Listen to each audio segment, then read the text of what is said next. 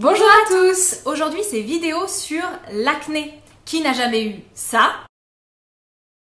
Ça peut ruiner l'adolescence et se prolonger même jusqu'à l'âge adulte. Et oui, j'en suis la preuve vivante. Voilà. Alors la question qu'on peut se poser, c'est comment se forme en fait un bouton. Donc le bouton, c'est tout simplement une accumulation de sébum, donc le sébum qui est sécrété par la peau, qui va venir boucher les pores de la peau. Et en fait, lorsque ce sébum s'accumule, les bactéries prolifèrent et tout simplement on a la formation d'un bouton. Voilà, avec création d'une inflammation, de la rougeur qu'on connaît bien, de l'irritation, de l'inflammation, puis en fait de l'infection. Alors il faut savoir qu'il y a plusieurs types d'acné, de l'acné légère à de l'acné très sévère. En tout cas, nous, on s'est aperçu que l'acné, alors après c'est propre à chaque personne, mais c'est vrai qu'il y a de toute façon une incidence héréditaire, il y a la prise de certains médicaments, l'application de certains cosmétiques et surtout l'alimentation. Alors par exemple, pour vous parler un petit peu brièvement de mon histoire, je me suis rendu compte qu'effectivement, donc souffrant de problèmes digestifs depuis plusieurs années, ben, petit à petit l'acné aussi a fait son apparition, donc vraiment beaucoup plus après l'arrêt de la pilule. Effectivement là j'ai eu vraiment une crise, mais depuis à peu près 2-3 ans comme ça, j'ai des crises, des poussées d'acné.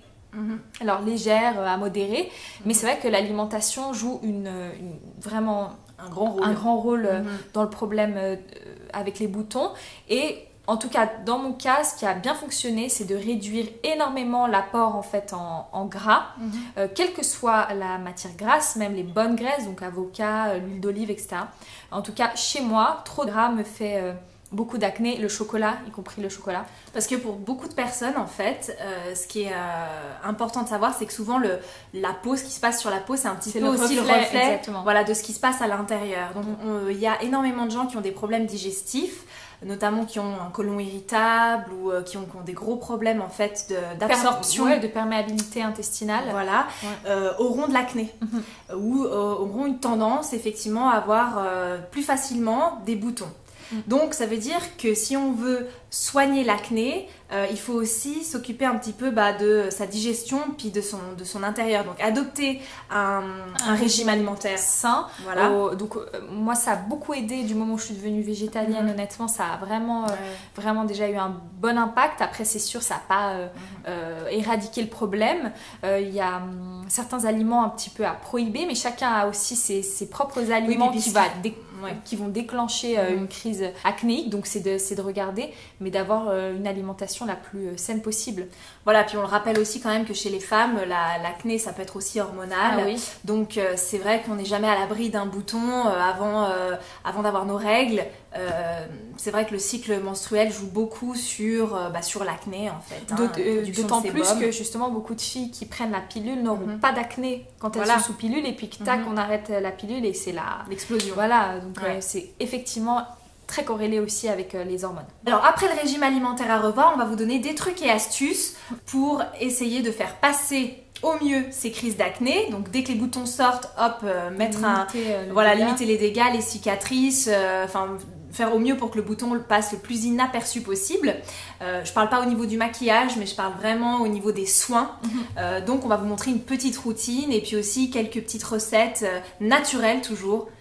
Donc de toute façon ça peut pas vous faire de mal, qui fonctionne assez bien. En tout cas moi parce que toi Tania t'as pas vraiment d'acné, c'est un petit bouton par-ci par-là, mais en tout cas moi j'utilise quasiment quotidien les recettes qu'on va vous proposer et ça fonctionne plutôt bien. Donc voilà, on va partager ça avec vous. Alors c'est parti. Alors pour débuter cette routine soin, on va commencer par le démaquillage. Donc nous, on utilise de l'huile de coco comme ça pure qu'on applique avec un coton réutilisable. Vous verrez, le maquillage part super bien, même pas besoin de frotter. L'huile de coco va apaiser, calmer les rougeurs et a aussi des propriétés réparatrices.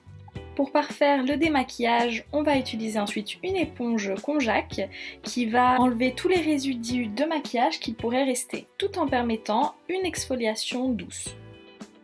Pour terminer ce nettoyage de peau, on va utiliser un hydrolat d'Amémélis pur. C'est un astringent naturel qui aide à contrôler l'acné en réduisant l'inflammation et diminuant la production de sébum. On rentre maintenant dans les soins plus spécifiques que je n'utilise pas au quotidien mais très souvent. J'ai pu remarquer que l'un des meilleurs traitements, remèdes pour l'acné, reste l'argile, et l'argile verte plus particulièrement. Elle est purifiante, adoucissante et cicatrisante. Pour préparer le cataplasme, il faut 2 cuillères à soupe environ d'argile verte, et progressivement on ajoute de l'eau jusqu'à l'obtention d'une pâte homogène. Ni trop liquide, ni trop épaisse, facile à appliquer sur le visage. Vous pouvez appliquer ce cataplasme à la main ou au pinceau. Dans mon cas, je fais ce cataplasme le soir, avant d'aller me coucher, je le laisse sécher, puis je vais au lit et je l'enlève seulement le lendemain matin. Mais vous pouvez très bien le laisser sécher et l'enlever tout de suite après. Pour le retirer, rien de plus facile, toujours à l'aide de notre éponge konjac et d'eau légèrement tiède. L'argile asséchant la peau, on n'oublie pas de l'hydrater avec une huile sèche, là c'est une huile de jojoba qui ne bouge pas les pores de la peau et va permettre de rééquilibrer l'excès de sébum. En cas de forte poussée d'acné, remède miracle qui a une consistance de gel, entre un gel et un sérum. Pour le préparer, vous avez besoin de gel d'aloe vera, versez dans un petit bol une grosse cuillère à café, puis ajoutez une bonne cuillère à café d'huile de Nîmes, et finalement 2 gouttes d'huiles essentielles de tea tree. Ce sérum s'applique directement sur les zones concernées, donc sur les boutons. Moi, il m'arrive de le garder toute la nuit. Après, vous pouvez très bien le laisser poser une demi-heure, puis le retirer. Ce remède est très efficace, notamment grâce au gel d'aloe vera qui est cicatrisant, l'huile de Nîmes qui est antibactérienne et le tea tree anti-inflammatoire.